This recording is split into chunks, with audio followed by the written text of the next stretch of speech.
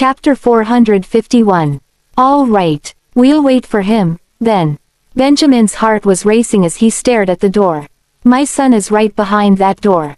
All I have to do is open it, and I'll be able to see him. Both Mary and the doctor assumed Ethan had come for a consultation, but Tim didn't think so. His face went pale the moment he saw the familiar-looking bodyguards when Ethan stepped out just now. The fact that Ethan stared right at him upon entering the room wasn't helping either. The bad guys have found us here. This is bad. I have to get us out of here. Oblivious to the nervous look on his face, the doctor continued going through Mary's diagnosis. After racking his brain for a bit, Tim came up with a brilliant idea. "Grandma, my tummy hurts," he shouted while clutching at his stomach. "What's wrong?" Mary asked anxiously. I need to use the bathroom," Tim mumbled with his face all red. He even let out a fart just to make it look even more convincing. "There's a restroom in the back. Go on in, hurry," the doctor urged him. "Sorry, doctor, I'll take him to the restroom right away."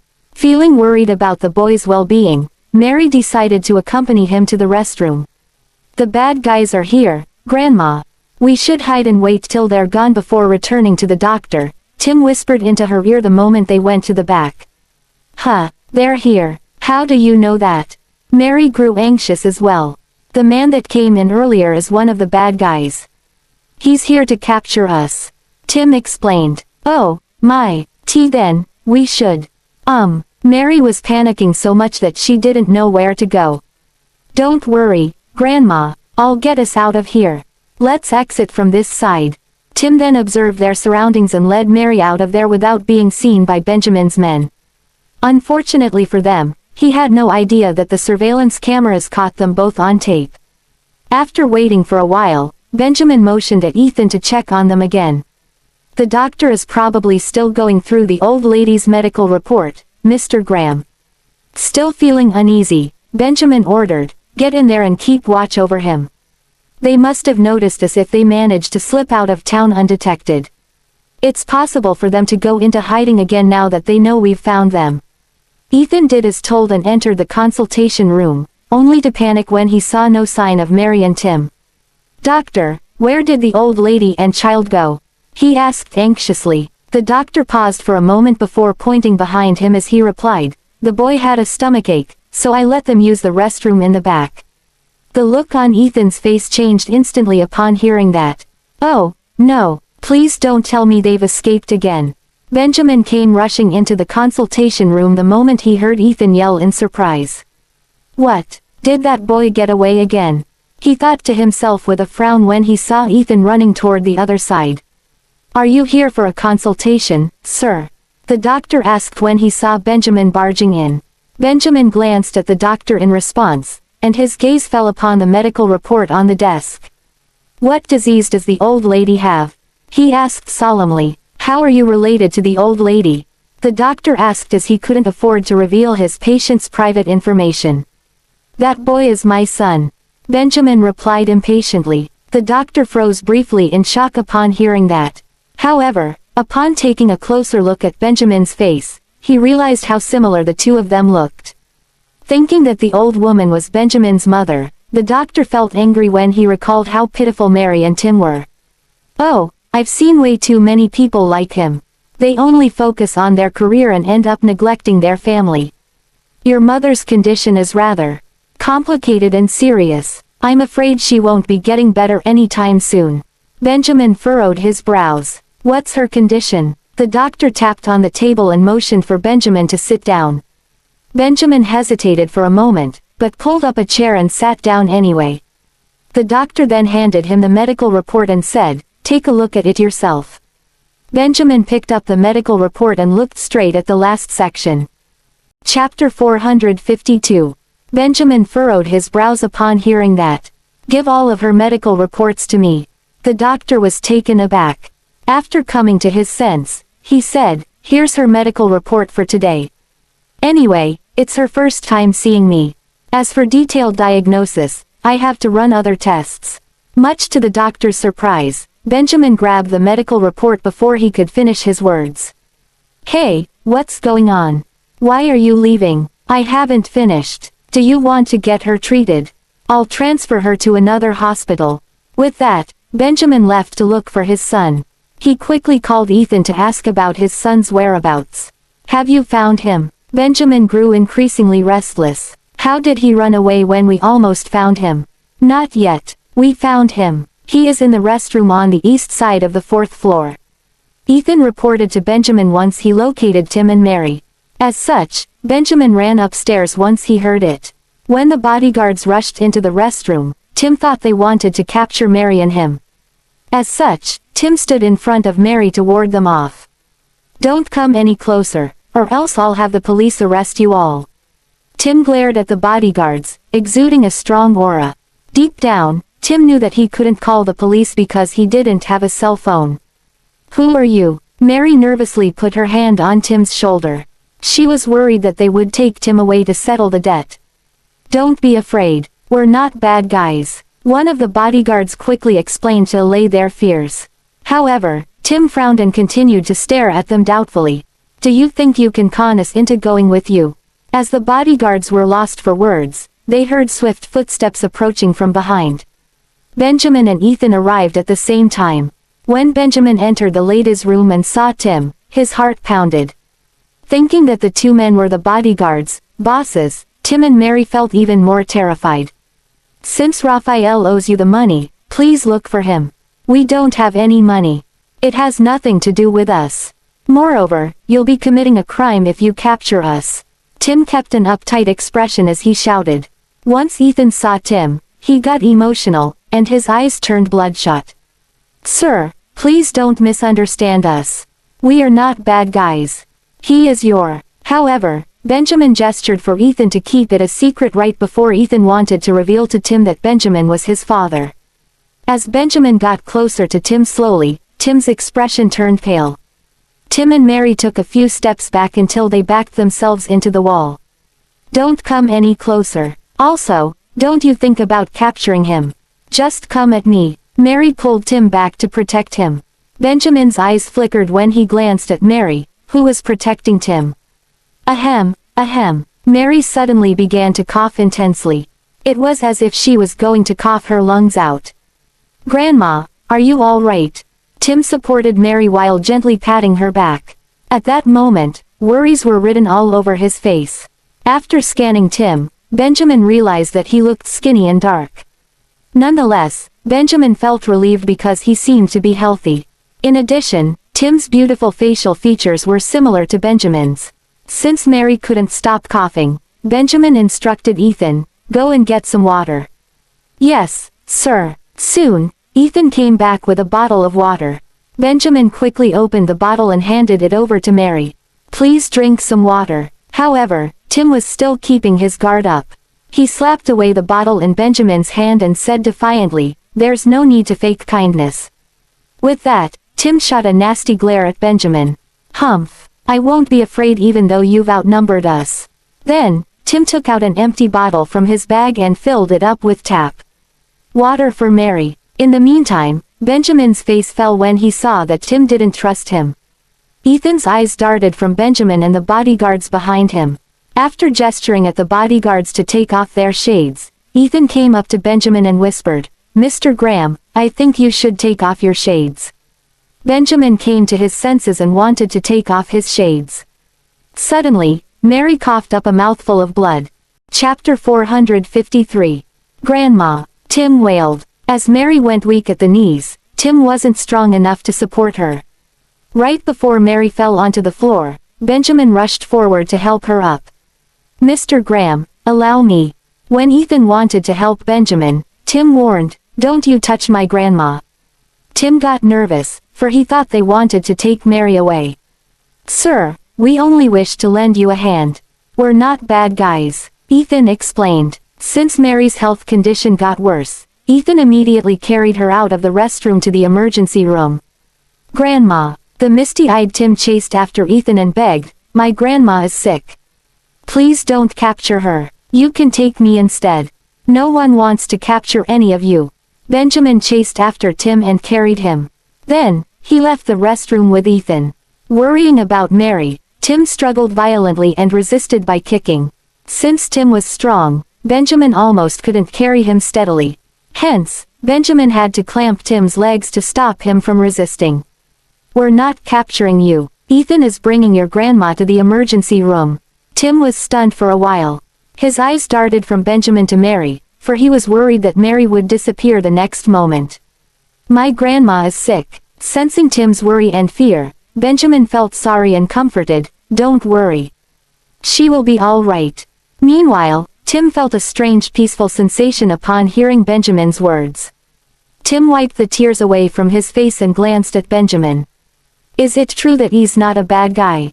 In the end, Tim believed they didn't want to capture Mary and him only after Mary was admitted to the emergency room. "Sir, please wipe the tears away." Ethan took out a handkerchief for Tim to clean his face. Tim was taken aback when he realized that Ethan was overly polite. "Give it to me." After grabbing the handkerchief, Benjamin put Tim down and wiped his face clean. Tim noticed that Benjamin was dressed in clean clothes while he looked disheveled. Hence, Tim quickly moved away from Benjamin. Softly, Tim said, "Thank you." Then, he continued to clean his face. Ethan felt relieved seeing that Tim was polite. Meanwhile, Benjamin was a little heartbroken when he saw that Tim was skinny. He couldn't help but caress his head. This kid must have suffered a lot. Behind the shades, Benjamin's eyes became misty. While Tim was worried about Mary, Benjamin gazed and comforted him. "Don't worry." As Tim turned around to look at Benjamin, Benjamin could feel a sense of sadness on his face, which a young kid wasn't supposed to have. Later, Benjamin instructed Ethan, "Ask Sean to come here right now." "Yes, sir." Immediately, Ethan walked to a corner to make the call. Once Sean answered his call, Ethan could hear that it was bustling over the phone. "Mrs. Graham," Sean said hurriedly. "Ethan, Mrs. Graham has just passed out. I have to admit her to the hospital. I'll call you back." Sean was terrified because Arissa collapsed onto the floor as soon as they went out of the law firm. Sean hastily kept his phone and carried Arissa into his car to drive her to the hospital. With a look of surprise on his face, Ethan came back to report to Benjamin. "Mr. Graham, Miss York has just fainted." Benjamin's expression changed upon hearing it. "How did it happen?" Shaking his head, Ethan answered, "I'm not sure. Mr. Bailey is with her and driving her to the hospital. He has no time to talk over the phone now." Feeling worried, Benjamin couldn't help but frown.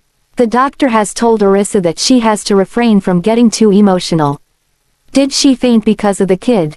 As Benjamin was deep in thought, he glanced at Tim. Then, he squatted before Tim and took off his shades. "Come home with me." Tim shifted his gaze from the emergency room to Benjamin. When their eyes met, Tim was startled. He looked somewhat familiar. Since Benjamin didn't have much time to explain everything, he said straightforwardly, "I'm your daddy. Your mommy is sick and has fainted because of you. Come with me." Feeling astounded, Tim put up his guard and stared at Benjamin. Deep down, Tim realized that Benjamin looked like him. Despite that, Tim wasn't excited but felt fumed instead. "I don't have daddy and mommy." Chapter 454. As Tim pursed his lips, anger was written all over his face. He didn't think he ever had parents because he was an abandoned child.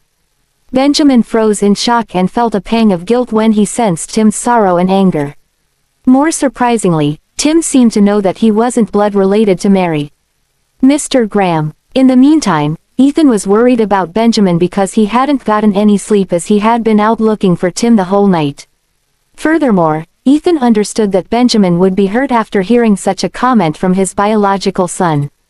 Since Tim was resistant to him, Benjamin knew that he couldn't take him home. After all, there was no way for Benjamin to communicate with Tim in the future if Benjamin forcefully take him now. "Don't you wish to see your mommy? She's so worried about you," Benjamin asked Tim again. However, Tim turned around and continued staring at the emergency room. "Grandma is my only kin. Since they had abandoned me, why did they want to look for me now? If it's true that they are worried about me, they wouldn't have deserted me in the first place." Benjamin pursed his lips as soon as Tim answered coldly. Ethan looked at them and he could tell that Tim was also heartbroken and upset.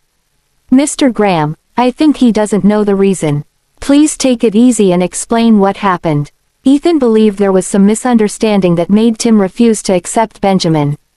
However, as the clock was ticking, Benjamin stood up and said to Ethan, "Please stay here to take care of him. I've to go back now." Benjamin thought he had to go back to explain to Arissa because she had misunderstood something. "Sure, Mr. Graham, are you going back now?" Ethan asked. "Yes, I'll prep the plane now." With that, Ethan instructed his subordinates to make arrangements. Benjamin left after taking a glance at Tim. After that, he asked his bodyguards to stay there to protect Tim. Although Tim was staring at the emergency room, he could hear their conversation. Is he rushing back to visit his wife? Are they really my daddy and mommy? Since the man looks like me, I suppose he is. Besides, he said my mommy has fallen sick because of me. Is her condition serious? Sir, please drink some water. Ethan handed over a glass of water to Tim. Suddenly, Tim turned around to glare at Ethan and said, "Please don't call me that." Ethan hastily nodded and explained gently, "Well, I called you that because I don't know your name." Knowing that Tim was still keeping his guard up, Ethan thought he had to be gentle to Tim. Tim pursed his lips, feeling reluctant to tell him. Nonetheless, Tim recalled that Ethan was the one who carried his grandma to the emergency room. In the end, he replied, "Grandma calls me Tim." Feeling curious, Ethan continued to ask, "Do you know why you're called Tim?" Tim frowned and responded, "I don't know." Ethan touched his nose when he said, "Tim, don't worry. Your grandma will be all right. Your daddy will get the best doctor to treat her." Tim's eyes flickered once Ethan finished. Will he do that? Will grandma recover? Tim's mind was a mess when he pursed his lips and rubbed his hands. Sensing Tim's helplessness, Ethan hugged him and promised, "It's true. I'm not lying to you. Your daddy and mommy won't let anything happen to her." Given that Tim was indebted to Mary, they would certainly rescue her at all costs. Although Tim wasn't sure if Ethan was telling the truth, he hoped to see his grandma safe. Since Tim didn't give him a response, Ethan heaved a sigh and tried to console him. "Please drink some water and don't get overly stressed. If you're sick, your grandma will be worried about you instead when she comes out. Am I right?" After a while, Tim finally grabbed the glass of water and gulped it down. "Do you want some more?" Tim looked at him and asked, "Mister, may I know your name?" Ethan flashed him a smile and answered emotionally, "I'm Ethan Frank, your daddy's assistant." Feeling curious about the role of an assistant, Tim continued, "What does an assistant do?" Chapter 455. Well, I'm your daddy's employee and work for him. Meanwhile, Ethan's heart ached as he looked at Tim, who seemed rather simple and pure. As if Tim finally got it, he exclaimed, "Are you really not Raphael's debtor?" Knowing that Tim remained cautious, Ethan smiled and reassured him. "We're not." Then, Ethan handed over his business card to Tim. On the business card, Tim saw Ethan's name and his title, CEO's Special Assistant. Also, Graham Group was written on the other side of the card. Nonetheless, the company name and Ethan's position didn't matter much to Tim, for he knew nothing about them. As such, Ethan thought he could give Tim some basic introduction. Graham Group is your daddy's company. Hence, a CEO's assistant is your daddy's assistant. I have to attend to all matters he orders. Mr. Frank, you must be very busy. Danny interrupted. Ethan grinned and replied, "Yes, you're right." When Ethan caressed Tim's hair, he recalled Benjamin's dejected expression before he left. Therefore, Ethan thought he had to explain the situation to Tim. "By the way, your daddy and mommy never knew your existence until a few days ago." As expected, Tim was stunned. What does he mean by they never knew my existence? Just then, the door of the emergency room opened. Tim hastily rushed forward and asked, "Is my grandma all right?" The doctor took down his mask and asked, "Who is her family member?" Ethan came up to the doctor and said, "The kid is her family member. Please tell us how she is now." The doctor glanced at Tim and said, "She's safe now." Tim heaved a sigh of relief and wanted to go into the emergency room to see his grandma. Ethan grabbed Tim's hand and advised him, "Tim, your grandma will come out soon." However, Tim still impatiently craned his neck to peep at the emergency room. "Is my grandma all right?" "Yes, she's all right now," Ethan responded. When the doctor asked Ethan to go to his office to discuss Mary's condition, Ethan nodded and told the doctor that he would be there later. After a while, the nurses pushed Mary out of the emergency room on a hospital bed. Tim quickly went up to Mary and held her hand. However, Mary hadn't woken up and was lying still on the bed with an IV drip attached to her hand. "Grandma." As Tim choked on his words, everyone couldn't help but sniffle. Ethan patted Tim's shoulder gently and said, "Let them transfer her to the ward." Tim followed the nurses and didn't want to let go of Mary's hand. Feeling moved by Tim's sincerity, Ethan quickly caught up with them. Mary was transferred to the best ward in the hospital. When Tim sat beside the bed, Ethan went to the doctor's office to discuss Mary's condition. "The lady has a lot of other illnesses. After she wakes up, we have to give her a full checkup. Most importantly, she has to avoid getting emotional." "Thank you, doctor." Ethan remembered it. Standing outside the ward, Ethan heaved a sigh when he looked at Tim and Mary. Ethan thought of buying some clothes for Tim. However, Ethan was worried that Tim would run away when he wasn't around. As such, Ethan asked one of the bodyguards to buy some clothes and food, for he decided to stay beside Tim at all times. When Benjamin arrived at Delmore, Orissa hadn't woken up yet. He rushed into the ward and saw Orissa. With her hand attached to an IV drip, she furrowed her brows and looked pale. "How is she?" Sean was surprised to see Benjamin. "Well, Benjamin has completely fallen for Orissa. Orissa's anemia acted up because she stayed up all night yesterday. She fainted in the morning after hearing the kids' news but woke up soon." Sean paused for a while and added, "I thought Orissa was all right, so I promised Gavin to accompany her to Jonathan's law firm. However, she fainted as soon as she left the law firm. Anyway, don't worry too much because her condition has stabilized. Why did you bring her to see Jonathan?"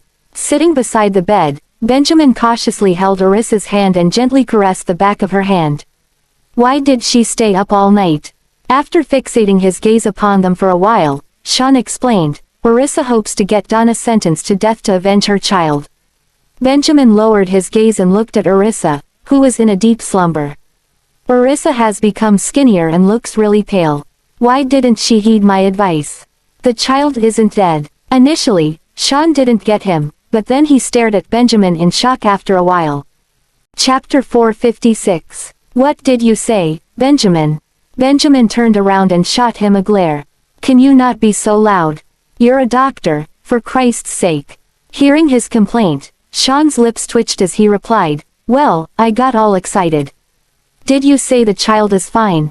"Yes, he's alive and good. If it wasn't for this incident, I wouldn't be back so soon." Benjamin furrowed his brows when he turned and looked at the woman in bed. "I've found the kid, all right. However, it seems like bringing him home isn't as easy as I first thought. Since the kid is holding grudges against us, she's going to be sad if she hears the words he told me earlier. Benjamin, why don't you get some rest? Mrs. Graham is going to be fine," Sean advised when he saw how tired Benjamin looked when he was staring at Orissa. Benjamin stayed by Orissa's side a little longer before gesturing for Sean to head outside with him. "Are you sure her condition has stabilized?" Benjamin asked. Sean noticed how worried Benjamin looked, so he nodded. "Yes, as long as she doesn't get triggered again. I've already given Mrs. Graham some sleeping pills, so she'll be asleep for quite a while." Benjamin nodded. "Please look through this medical report and come up with a detailed treatment plan." Benjamin handed Mary's medical reports over to Sean. Puzzled, Sean took the reports and asked, "Whose reports is this?" "An old lady." Sean stared at Benjamin in bewilderment. "An old lady." Benjamin lit a cigarette before quickly stubbing it out when he realized he was in a hospital. "She's my son's savior." Sean understood right away and answered, "Okay. I'll take a look." The more Sean saw in the reports, the deeper his frown was. Ultimately, he gave Benjamin his opinion. "Things aren't looking good." Benjamin's eyes glinted, and he replied, "Do you think you can treat her?" Since Sean didn't have her full health reports, he wasn't sure. "I'm not sure. I'd have to see her in person and get her full health reports. When I was there, she vomited blood." "Can you go over now?" Benjamin asked. If something bad happens to Madame Mary, Tim is going to be devastated. Sean looked at him and asked, where is she? North Stream. That's far from here. Sean then remembered how bad the medical facilities over there were, so he asked, is it possible to transfer her here? You can go over and see what's best. When I left, she was still in the emergency room. Right then, Benjamin was just about to call Ethan to find out what was going on over there. However, Ethan rang him first, and he said, Mr. Graham, Madame Mary had just been brought out. Although the doctors said she'd be okay now, they suggested for her to do a thorough medical checkup. Okay, proceed with the arrangements and make sure she gets the best treatment. I'll get Sean to go over. Benjamin said before asking, how is Tim? Tim has been staying by Madame Mary's side, and he refuses to rest. Ethan sighed. Hearing that, Benjamin's gaze darkened, and he instructed, take good care of him. I won't be able to go over so soon, call me if there's anything. Yes. Benjamin hung up the phone and kept the phone in his pocket. He then said to Sean, bring a few more doctors with you. Sean nodded. I'll get the other doctors to keep an eye on Mrs. Graham. She should be fine as long as she doesn't suffer from severe shocks, he uttered after glancing at Arissa's ward. Benjamin nodded in response. I'll tell her the good news when she wakes up. Sean turned around to leave, but he suddenly remembered something. Gavin and the others were the ones who found out about what happened to Tim. You ought to update them as well. The same goes for old Mr. Graham. Benjamin was stunned for a second upon hearing that. Gavin and the others were the ones who found out about Tim's whereabouts. I thought it was Arissa. Did they know Arissa is in the hospital? Benjamin asked. I haven't informed them yet. Sean answered before hurrying over to the other doctors to keep them updated on Arissa's condition. On the other hand, Benjamin was trying to get hold of Gavin. When Gavin saw him calling, he declined the call angrily. Seeing that Gavin had declined his call, Benjamin furrowed his brows. This little fellow is getting very bold nowadays. He then called Gavin again. Chapter 457. Again, Gavin just let the phone ring without answering it. Zachary then glanced at him and asked, who's calling? That jerk. Gavin scoffed. Jasper and Oliver leaned over and stuck out their tongues in disdain when they saw Benjamin calling. Are you not going to answer it, Gavin? Jesse gazed at Gavin. When Gavin peeped at the phone, it had stopped ringing. However, it started ringing again within the next second. It seemed like the caller was rather persistent. Gavin snorted and eventually picked up the phone. What's with you, Gavin? Why are you not answering your phone? Benjamin asked. Gavin remained silent despite hearing Benjamin's question. Without getting a response, Benjamin sighed silently and uttered, Gavin, I have a piece of good news. Gavin just frowned and kept mum because he didn't know what Benjamin was going to say next. Benjamin didn't bother to check if Gavin was listening or not, and he said right away, your brother is not dead. He's still alive. Gavin was shocked. Our brother is alive. What? Zachary voiced in surprise. Our brother is alive, Jasper asked in shock. The both of them were staring at Gavin blankly. When Benjamin finally heard a response from Gavin and the others, a smile appeared on his face. He's still alive. Gavin was elated, and he told Zachary and the others, Daddy said our brother is still alive. Hearing that, Zachary, Oliver, Jasper, and Jesse cheered excitedly. Really? Where is he? He's in the village that you guys visited the last time. Benjamin answered. Since Gavin had already placed the call, in speaker mode, the rest of them were over the moon when they heard that. Mr. Graham, have you seen him? Jesse leaned over and asked. Yes, I have, Benjamin answered firmly. Finally, the 5 young ones had gotten the confirmation of their brother still being alive. That's awesome. Mommy is going to be so happy when she finds out that he's still alive. Jasper exclaimed. Zachary added, definitely, Mommy is going to be overjoyed. It's all our fault that we've told her about the bad news without getting the correct information. I'll call Mommy now, Oliver chimed in. Worried that the kids might disrupt Arissa's sleep, Benjamin quickly said, don't call your mommy now. I'm with her. You're with Mommy. Aren't you supposed to be on a business trip? Oliver asked. I've returned. Benjamin replied gently. Gavin's eyes flickered and thought of something. You didn't go on a business trip last night, did you? You've gone to look for our brother instead, right? Yes, Benjamin answered. Mr. Graham, did you bring our brother back? Where are you guys now? Jessie was eager to see her brother. I didn't get to bring him back. When I go over the next time, I'll surely bring him back with me. Benjamin said. Hearing that, the 5 little ones exchanged glances with one another. Gavin frowned and asked, he didn't want to acknowledge you, right? Benjamin was at a loss for words. Must he be so blunt?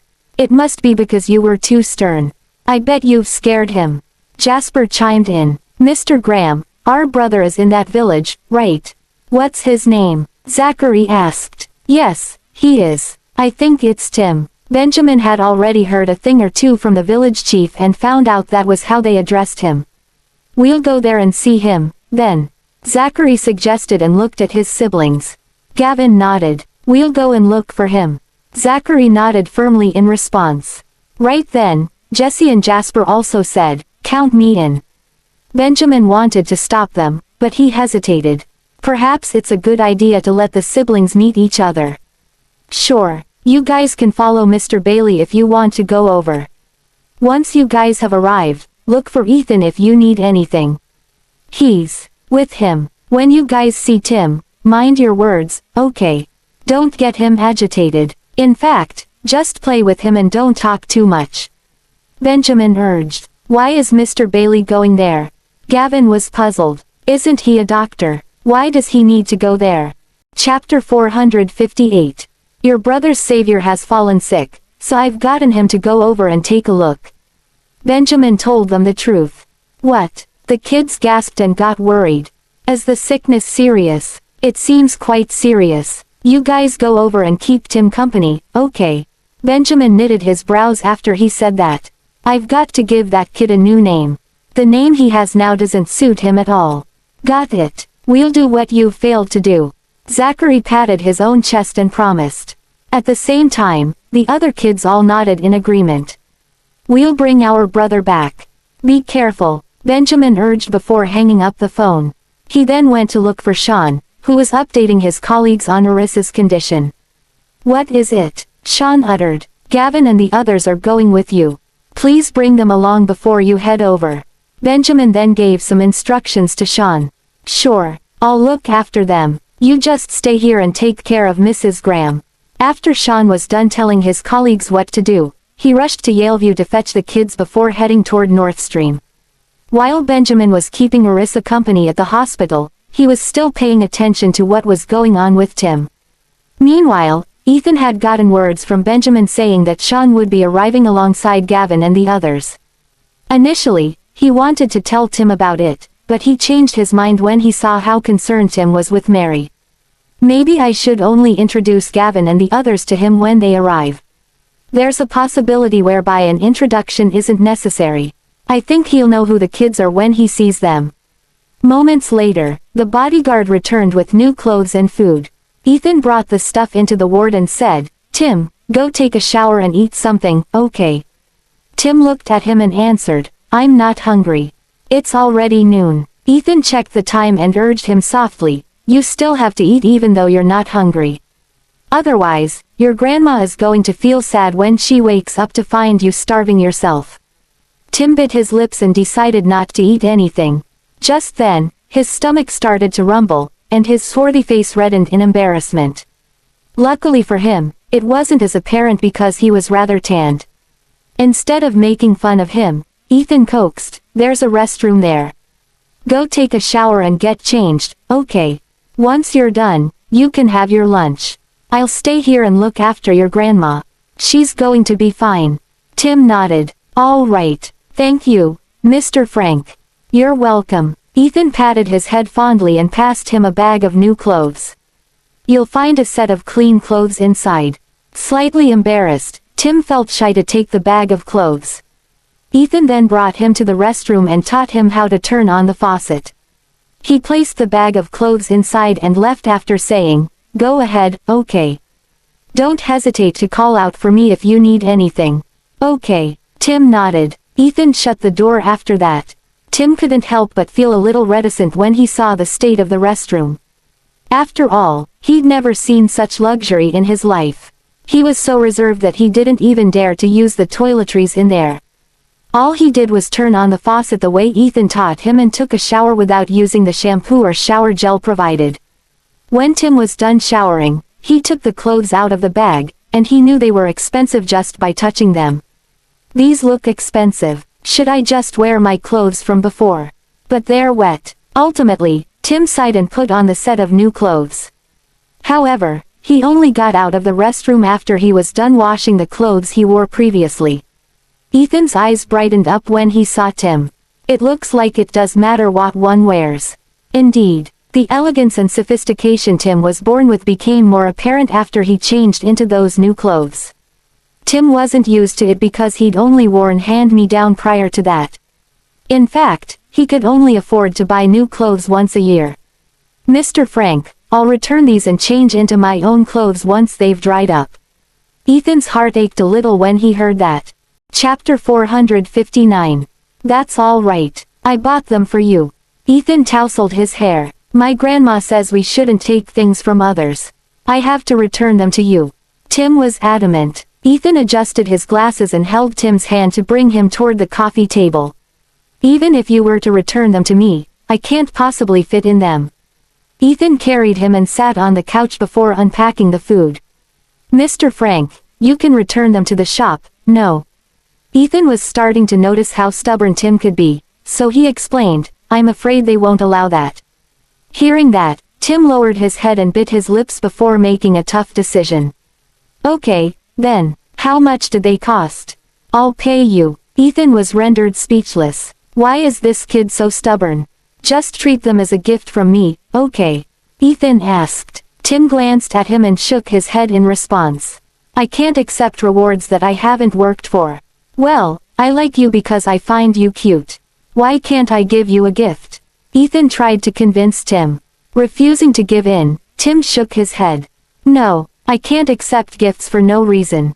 Hearing that, Ethan sighed inwardly and uttered, "Have your lunch first, will you?" "How much do these clothes cost, Mr. Frank?" "I'll pay you back," Tim insisted. Ethan was left feeling helpless. "Those clothes aren't cheap. In fact, they're branded.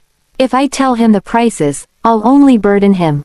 Right then, an idea popped up in Ethan's mind, and he told him a white lie instead.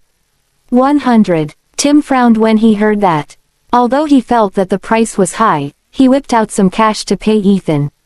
There was no way Ethan would take his money, though. "Keep it. You can buy me a meal instead." Tim glanced at the food Ethan had bought for him and nodded. He has a point. "Okay, then, I'll buy you dinner and treat you to a meal tomorrow." "Mr. Frank, will you still be here tomorrow?" "Yes. Since your daddy has instructed me to take care of you, I won't leave till he's here again." Ethan ruffled his hair and added, "Dig in." Tim lowered his gaze and uttered softly, "You don't have to take care of me, Mr. Frank. I'll be fine on my own." "Well, it's not like I have anything else to do. Besides, it's my job to take care of you. If you don't like having me around, your daddy will cut my salary." Ethan put on a show to gain sympathy. "He'll cut your salary," Tim then continued apologetically, "then you better stay here. However, you don't have to be at the hospital at all times, Mr. Frank. No one's going to find out if you were to go out for a walk." Tim's thoughtfulness had caught Ethan by surprise. "Don't worry about me. Dig in, okay? The food is getting cold. Will you join me, Mr. Frank?" Tim gulped when he saw the delicious dishes before his eyes. Ethan picked up a fork and gave it to Tim before picking one up for himself. He then took a piece of steak and fed it to Tim. Tim only opened his mouth and took a bite after he glanced at Ethan. Ethan was heartbroken, and he nearly cried when he saw how cautious and grateful Tim was. "Has he not eaten meat before? Is it good?" Ethan asked while gazing at Tim. Tim nodded and swallowed the food. "This is the best meat I've ever eaten." Ethan got even more emotional before putting a few more pieces of the steak on his plate. "Then you should have some more of it." Tim stared at Ethan gratefully and uttered, "Thank you, Mr. Frank." "You're welcome. Eat up." Ethan smiled. However, he saw Tim putting the meat aside. Curious, Ethan queried, "Are you not going to eat?" "I'm saving them for Grandma." Tim then removed the meat from his plate. Ethan was touched. What a thoughtful kid. He'd even think about his grandma when he eats. Indeed, kids would mature younger when they'd gone through hardships in life. Ethan put the meat back onto Tim's plate and said, "Eat first, okay? It won't be as nice once it gets cold. When your grandma wakes up, I'll go and buy some more."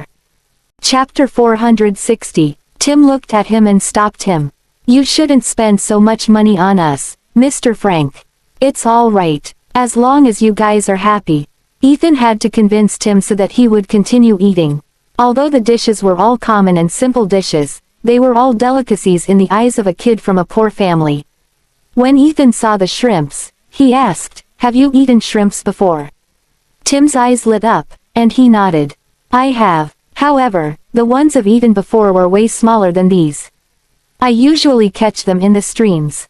"From the streams?" Ethan smiled. Tim nodded in response. "These are from the ocean."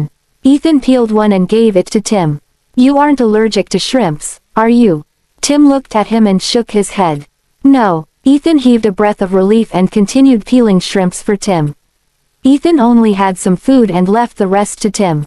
In order to get the little one to finish the food, Ethan told him they couldn't let the food go to waste. Hence, Tim was filled to the brim.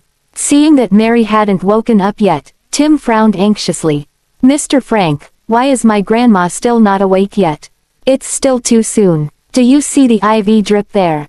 Once the drip has finished, she'll still need a few hours before she could regain consciousness." Ethan said it in an explanatory tone so that Tim couldn't get sad or worried. "Oh, I see." Tim sat by the side of the bed and massaged Mary on the back of her hand so that she'd feel less pain from the drip. "Tim, would you like to take a breather?" Ethan was getting worried when he saw how frail and little Tim was. "No, you can rest if you're tired, Mr. Frank."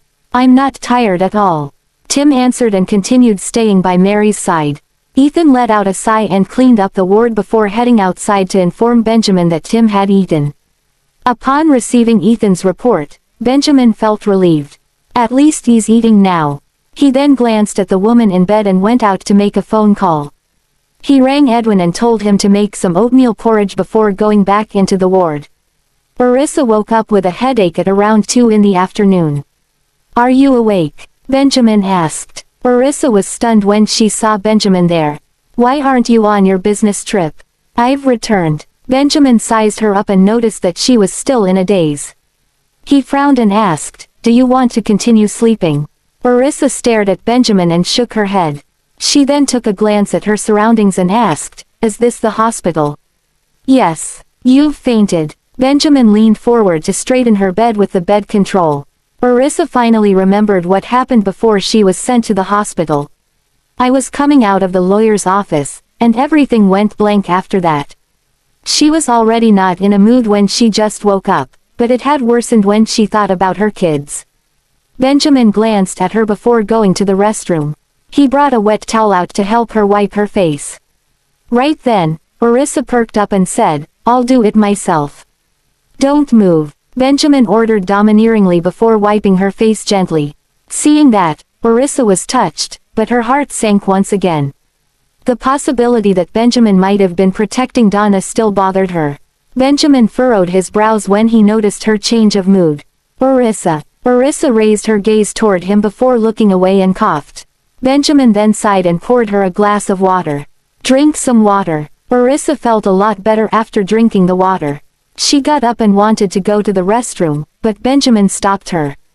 "Where are you going?" "Lie down. I want to go to the restroom," Orissa answered weakly. Seeing how frail she was, Benjamin bent down and carried her in his arms before making his way to the restroom. Orissa was stunned by his action, but she didn't protest because she was still feeling a little dizzy.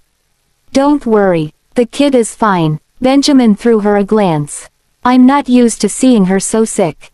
Orissa wasn't listening to him, and she seemed to be pondering something.